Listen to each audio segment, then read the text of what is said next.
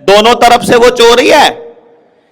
पता होने के केस में तो वो है ही पक्का चोर, और ना पता होने के केस में वो निकम्मा है। क्यों जी? हमने तो दिए हैं भैया, उसको अपने हाथ से दिए हैं रीडर। अब हमारे ऊपर रिश्वत देने के आरोप में मुकदमा दर्ज होता हो तो हम तो सहन करने को तैयार है। हमारे ऊपर कर लो मुकदमा भाई, जज साहब की प्रतिष्ठा को ठेस पहुंच गई है तो पहुंच जाए हमको। लेकिन हम तो बिल्कुल स्पष्ट बोलते हैं कि योर ऑनर, हमको आपके ऊपर बिल्कुल भरोसा नहीं है, हमको इस न्याय व्यवस्था पर बिल्कुल भरोसा नहीं है। क्योंकि जहां न्याय पैसे से किया जाएगा, जहां न्याय प्रणाली के अंदर पैसा आ जाएगा, वहां पर पैसे वाले के हक में ही फैसले होंगे, वहां न्याय नहीं होगा। जहां शिक्षा पैसे लेकर पढ़ा दी जाएगी, वहां पैसे वाले का बच्चा ही पढ़ेगा। फिर जहां स्वास्थ्य के अंदर इलाज करने में पैसा इस्तेमाल होगा, वहां केवल पैसे वालों के बच्चे ही ठीक होंगे, या फिर पैसे के लिए चलता रहेगा इलाज उसका लंबा। अगर राजनीति में पैसे से होना है तो सिर्फ अमीर लोग ही राजनीति करेंगे, अमीर लोग ही पॉलिसी बनाएंगे, अमीरों के लिए ही बनाएंगे और अमीर ही करेंगे, और गरीब आदमी तो फिर ऐसे ही मरेगा। और अगर धर्म में भी वीआईपी दर्शन हो जाते हैं पैसे वालों के, तो भैया माता जी फिर 24 घंटे पैसे वाले के दरवाजे पे खड़ी रहेगी, बोल मेरे आका क्या करना है। क्यों जी? भैया वो हेलीकॉप्टर से आपसे पहले पहुंच गया मांगने के लिए, तो उसको ही देगी ना पहले, और उसकी डिमांड अनुपात में होएगी।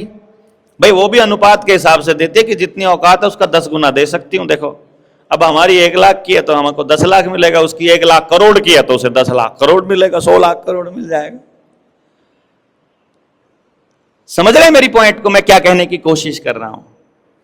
मैं आपकी आज तक की सारी जितनी भी आपने आस्थाएं पाल रखी हैं, नेता के प्रति, पुलिस वाले के प्रति, जज के प्रति, वकील के प्रति, रुपए के प्रति, शिक्षक के प्रति, उन सबको तोड़ने आया हूं। यदि आप वो तोड़ सकते हैं तो लड़ पाएंगे, वरना आप अपने बच्चों को आने वाले वक्त में गुलाम होते हुए देखने के लिए अभिशप्त हैं। और यदि आपका बच्चा गुलाम होता है तो मैं अपने बच्चे को ज्यादा से ज्यादा 1 पीढ़ी तक बचा पाऊंगा, फिर अगली पीढ़ी में अपने वाला भी होने वाला है। क्यों जी? क्योंकि वो जो राजसी परिवार हुआ करते थे किसी टाइम में, और जो राज गद्दी पर बैठे रहते थे, सिंधिया परिवार जैसे लोग, वीरभद्र जैसे लोग, कैप्टन अमरिंदर जैसे लोग, जो राजा थे, और बाद में जब यहां पर व्यवस्था आई कानून में वोट डालने वाली, अब उनके परिवारों के बच्चे राजा नहीं रहे, और अब तो वो विधायक भी नहीं रहे। बहुत जगह तो ऐसा हाल हो गया, मतलब सत्ता में हाथ होना तो दूर की बात है, विधानसभा में भी एंट्री नहीं है अब तो उनकी। तो इसका मतलब यह हुआ, उन्होंने हमारे बच्चों के लिए कब्र खोदी थी, उस कब्र में एक दिन उनके बच्चे भी गिरने वाले ही हैं।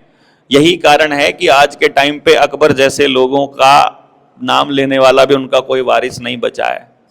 अर्जुन का वारिस नहीं बचा, कृष्ण का वारिस नहीं बचा, पता नहीं बचा कि नहीं बचा, कुछ नहीं बचा। जितना मर्जी बड़ा राजा हो नहीं बचेगा, तो आपका भी नहीं बचना, मेरा भी नहीं बचना, तो बचेगा क्या? लड़ाई किस चीज की है फिर जब कुछ बचना नहीं है? बचेगा परमात्मा। किस रूप में बचेगा? ज्ञान के रूप में बचेगा। ज्ञान कहां स्टोर है? डीएनए में स्टोर है, और वो आपका डीएनए बदलना चाहते हैं। बस सीधी सी बात यह है, उनका अटैक आपके डीएनए पर है। आपके खाने की आइटम, आपको लगने वाले इंजेक्शंस, आप जो ये धुआं पी रहे हो, आप जो केमिकल्स इनटेक कर रहे हो, टॉक्सिन्स जो आपको मिल रहे हैं, खेतों में पेस्टिसाइड यूरिया चल रहा है, और जो आपको डिप्रेशन हो रहा है। क्या आपको मालूम है कि डिप्रेशन और टेंशन से भी डीएनए में चेंज आता है?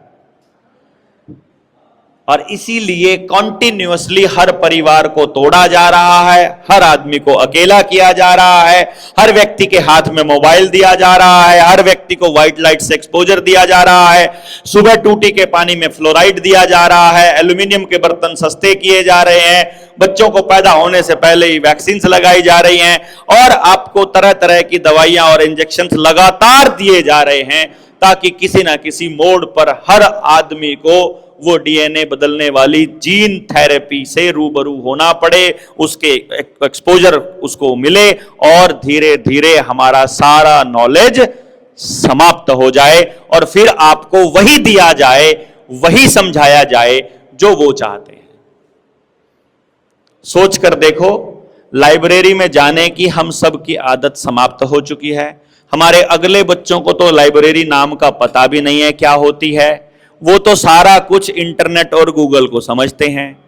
गूगल पर आज के टाइम पर सारी की सारी वेबसाइट से जानकारी कलेक्ट की हुई है।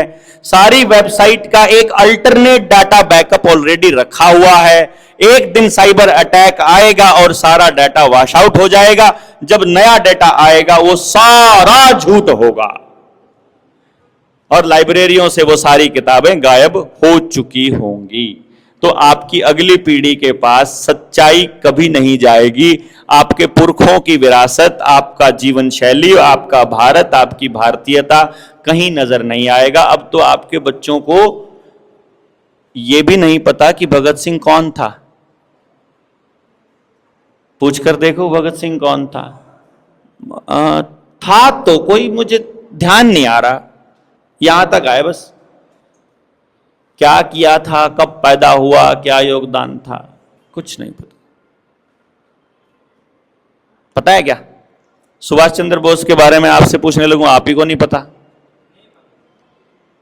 है ना? अगली पीढ़ी तो भूल ही जाओ। तो जब हमारे शिवाजी महाराज का नहीं पता भैया, जय भवानी जय शिवाजी के देश में शिवाजी के राज्य में, ये तो ज्यादा पुराना कहानी नहीं हुई है, उनको भूल गई अगली पीढ़ी। अब तो सिर्फ इंटरनेट पर जो है बस उसी को सत्य मान रहे हैं, जो उस पे आ रहा है, क्या बोले, इंस्टा पे जो आ रहा है उसको सच मान रही है अगली पीढ़ी। मतलब इस मिस इन्फॉर्मेशन और जरूरत से ज्यादा इंफॉर्मेशन के दौर में हमारे बच्चों का भविष्य वाकई अंधकार में है। रही बात आपके कर्जे वाले मुद्दे की, लोन वाले मुद्दे की, मैं आपको एक बात के लिए आश्वस्त यहां पर कर सकता हूं। लंबी चर्चा करेंगे तो दूसरे तरीके से चले जाएंगे। जितने लोग आए हैं आज, जिन्होंने लोन वाले मसले पर पूरा रुपया समझ लिया है, उनको तो बात समझ में आ ही चुकी होगी। जिन्होंने नहीं समझा है वो किताब से समझ लेंगे और अपनी वीडियोस में उसका एक्सप्लेनेशन लगातार हम लोग दे ही रहे हैं कि करना क्या है। कोई आता है तो पूछना क्या है। यदि आपके पूछने भर से कलेक्टर कुछ नहीं कर रहा है तो वही फिर आपको संख्या बल इकट्ठी करनी पड़ेगी, क्योंकि कलेक्टर आजकल कलेक्टर नहीं बन रहा है, वो आजकल उनके लिए टैक्स कलेक्शन का काम ही कर रहा है। वो आपका मतलब मुझे नहीं समझ में आ रहा कि इतनी गुंडागर्दी वो लोग क्यों कर रहे हैं पुलिस की मदद से। पुलिस तो आज को पता ही है आपको गुंडागर्दी का ही काम कर रही है और कुछ कर नहीं रही है। दिख रहा है ना आपको? अब तो दिख गया होगा जिसको वास्ता पड़ा इन लोगों से। जिनको वास्ता नहीं पड़ा था उनके लिए पुलिस जो है वो न्याय का केंद्र है। जिनको वास्ता पड़ा है, एक भी ईमानदार व्यक्ति सरवाइव नहीं कर सकता पुलिस महकमे में। हमारे वकील साहब बैठे हैं, नाम इसलिए नहीं लेता क्योंकि जज साहब के पास चला ना जाए, लेकिन ऑफ द रिकॉर्ड ही आपको बता देंगे, ईमानदार वकील होगा तो सरवाइव ही नहीं कर पाएगा जी। वहां पे ईमानदारी से अगर जज के सामने बोलने वाला हो ना, सरवाइव नहीं कर सकता। खुद वकील अपने हाथ से अगर रीडर को 200 रुपए दिलवाता है तो फिर क्या न्याय दिलवाएगा भैया? क्यों जी? है? सोच ही सकते हो ना यार आप, क्यों मतलब इसमें फालतू दिमाग। आपका एसडीएम पैसे दे के लगा है तो करप्ट है, तहसीलदार करप्ट है, पुलिस वाला करप्ट है, पूरी की पूरी न्याय प्रणाली करप्ट है। कलेक्टर को भी हफ्ता आ जाता है, इंडस्ट्रियलिस्ट से, बिजनेसमैन से, सबसे आता है। अब अगर एसपी के पास में यार्ड वाला जो गाड़ी छीन करके वहां पार्किंग कर रहा है, या बैंक वाला तो डिजिट ही भेजना है खाली, है उसको तो रिश्वत ही देनी है। बताओ बैंक के लिए रिश्वत देना आसान है कि आपके लिए आसान है? वो तो रिश्वत से चल रहा है। तो आपके पास बचने का रास्ता केवल आप एक दूसरे के साथ है बस। और इसका एग्जाम्पल, ये तो मैंने ज्ञान की बात बताई थी, जो अजय की बात थी, जो अजय ने जब बोला था ना कि ये भी नकली है जनाब, पूछ कर देखो इससे। जब उसने ये बोला तो जज उसको अपने चैम्बर में लेके गया। छुटका सा था, 20-22 साल का लड़का, और खुद इन पर्सन खड़ा हो रहा है, बोल रहा तुमने वकील क्यों नहीं किया? कहता वकीलों को समझ ही नहीं आता मेरा मैटर। वकील को बताओ तो वो कहता है जज इसको सुनेगा ही नहीं। मैंने कहा ठीक है, मैं इन पर्सन खड़ा होऊंगा। बोला तुमको ये जानकारी कहां से मिली? उसने वीडियो में बोला हुआ है कि ये जानकारी मुझे मेरी आवश्यकता से मिली। मुझे जैसे जैसे मैं कर्जे में फंसता